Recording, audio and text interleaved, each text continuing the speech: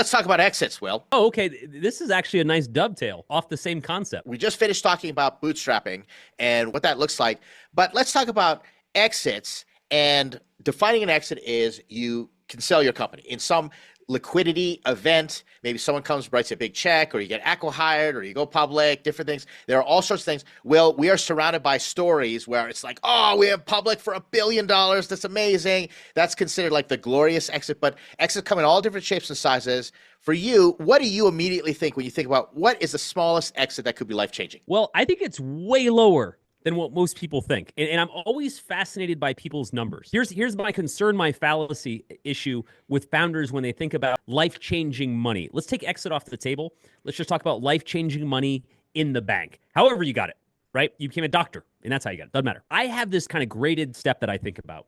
I think about 20K in the bank, 200K in the bank, and 2 million in the bank. And what I think about, okay, is at each of those thresholds, how does my life change, right? What specifically do each of those thresholds fix? Now, again, your numbers might be different. Your numbers might be 50K, 500K, 5 million. It kind of doesn't matter. I'm going to use these numbers because they're relatively small. And I also always try to remind people, this is very much a US-centric thing. People are like, well, in San Francisco, you can't possibly live on. I'm like, dude, you live in one of the smallest major cities there are, right? Like most people do not have your cost base, right? Yeah. Most people don't need $5 million to buy a house. Like that's not the way the entire rest of the world works. Anyway, so 20, 200, 2 million. Here's what happened to me. I'll just talk to myself. When I first had $20,000 in the bank, it was the first time I had a touch of safety. It was the first time in my life that something minor could go wrong, like a car repair, or I lost my job for a month and I'd be okay. And honestly, Ed, that probably covered 80% of the problems that I was likely going to have. I don't think people realize, right, how big of a buffer that is until you don't have it. What was yours? Let's extrapolate your first that out. Threshold. Right. Yeah. Yeah. I would say my first threshold, and it shifts, but it's always been maintained as 3 months of, emergency expenses. Yeah. But on top of that, being debt-free and having that in the bank, Will, I cannot state what you said in terms of security, the psychological safety and how much my personal performance, and I wasn't saying yes to everything, like just relax. I was a better person because of it, just having that in the bank. So I totally get it. And I still look at that, proverbial 20K. Now it's a little bigger. I got a mortgage, I got a family, all those things, but it's not much to cover that 80%. Like you said, that gives me so much security. And wow, is it ever a game changer just getting that first level? This is why I'm tiering it, Ed, because I think what happens if we talk to founders and I say, what's your exit number? It's 10 million. Here we go. Okay, it's 10 million. Why is it 10 million? Because that's enough money where I'd never have to work again. Okay, cool. Sounds awesome. Again, probability that you'll ever get to it is almost zero, but let's take that off the table for a second. If it was 5 million, how difficult would your life be? Oh, I mean, I'd be okay at, 5 million. I just have less money. Okay, but you'd be okay. Yeah. I'd get earning $40,000 a month, blah, blah, blah, right? And I'm like, so why are you optimizing for 10 if 5 would get you there? Because the probability as you increase that number changes dramatically. And this is where the thought process comes in. And I'm gonna expand this a little bit more. Then I say, okay, let's say 5 million was your threshold. If you got to 1 million, I understand you can't retire on that in most parts of the United States, right? However, what would that do from a safety standpoint? What problem could possibly show up if you had $1 million in the bank that you couldn't solve? Here's some examples. You have some massive health issue that you have to have cash for, right? There just aren't a lot of life problems that you can't address with $1 million. Now pause there. If you can address 99% of problems that you'd have to write a check for with $1 million, how is that not life-changing, right? And I just used $1 million. That number's way lower, actually. When I went through this process myself, I went through this process very early in my career. This is like 25 years ago. And I started to really think about this. I started to think about the thresholds of cash because I was early in my career. I started to make some money. And I thought to myself, now that I've got 20K, what can't I do, right? In other words, again, this isn't I have so much money I can do whatever I want.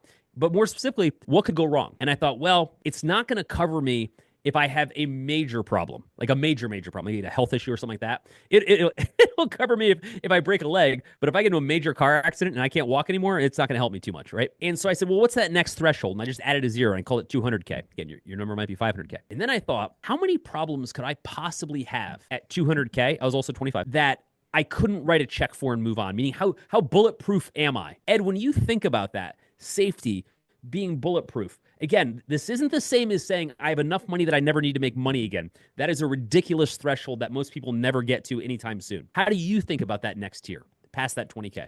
Well, I lived it, Will. I can tell you a personal story. If I didn't have that 200K, I couldn't go 2 years without a job. Like I hit a major recession. I was unemployable as a founder, all those things.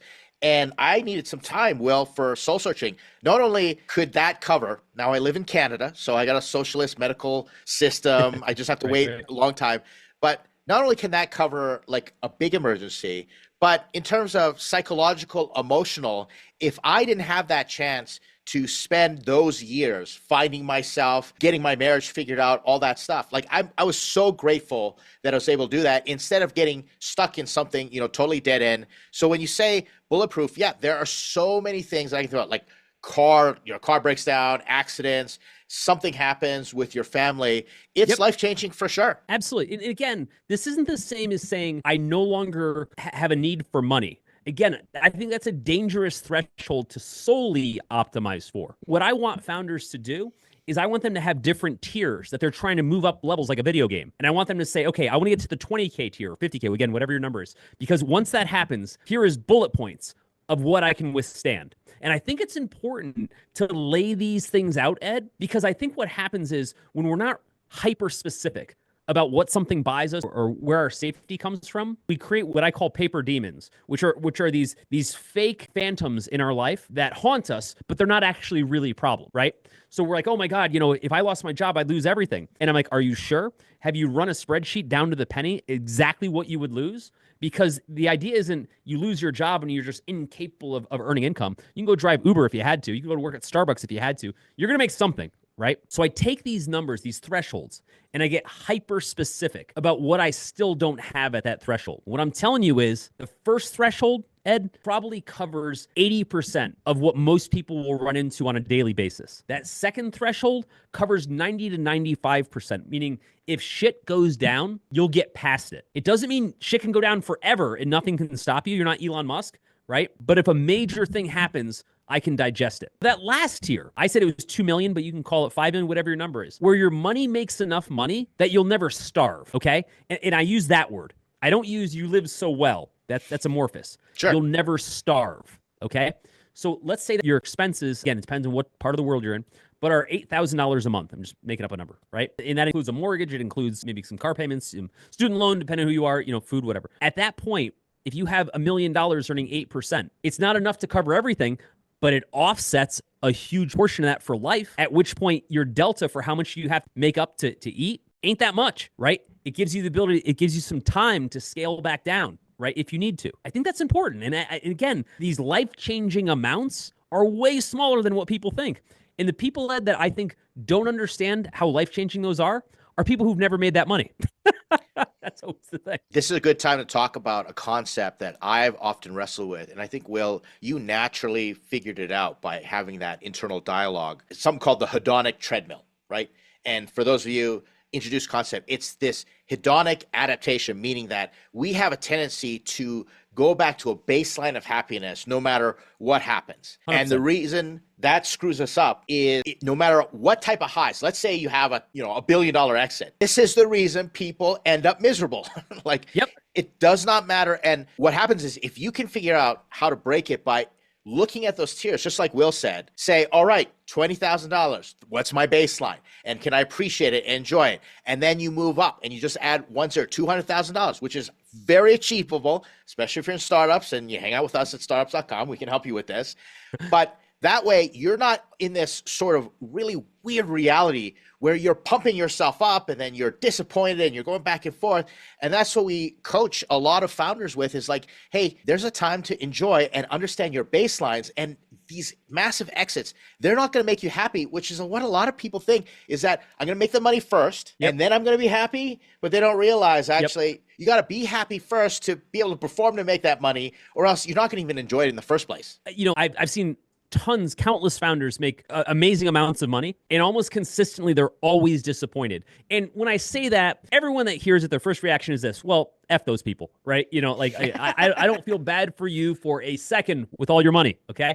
That's not my point. I'm not saying you should feel bad for him. What I'm saying is what happens when you don't have cash at any level, I don't care what your income level is, when you don't have cash is you say to yourself, my problems are because of cash. Okay. So I'm fighting with my spouse because we don't have enough cash to pay bills all the time. Okay. Or I'm not happy with my career or my self-confidence because I don't make enough money. You name it, right? All of these things feel totally valid. What messes with you when you have all that money is you don't feel any different. You realize that money was a mask to those problems, right? And when you take that off the table and you say, okay, money's not an issue anymore. How are you doing? Like, damn, not that well. Money gives you a very convenient excuse to be unhappy about something because you very clearly don't have it. The challenge is when you do get it, does that problem go away? No, you're still the insecure douchebag you were before, right? You just have a lot of money now, right? It's wild. And to be fair, it's a massive luxury to ever even get to that reasoning. And 100% of people do not believe that that's true. If I just had the money, everything would be fine. I'm different. No, you're not. You're exactly like everybody else. And when you get the money, you're going to find out. Okay, but let's apply this, Will, to the founder who's planning the startup, and let's tie in what we talked about bootstrapping, because I think you brought up some very salient points. A founder's there, I'm going to plan this, and now I need to raise money, and I need to go for $1 billion exit because I'm going to take VC. You have made your life infinitely harder to get to those steps versus, hey, what if you just sat with Will, got on some office hours with him, and let him lead you through this exercise, and you said, hey, if I optimize for a $200,000 exit, or I just made enough that I could put $20K away in net cash in the bank. Now the pressure is so much lower. It's so much easier to get there than all the hell founders put themselves through. And we watch this every day, Will, at Startups.com. Right. What I want you to do is I want you to build your career and your startup in tiny milestones. I want you to think about it like a video game for those of you that are gamers. I want to know all your chapter save points. Okay.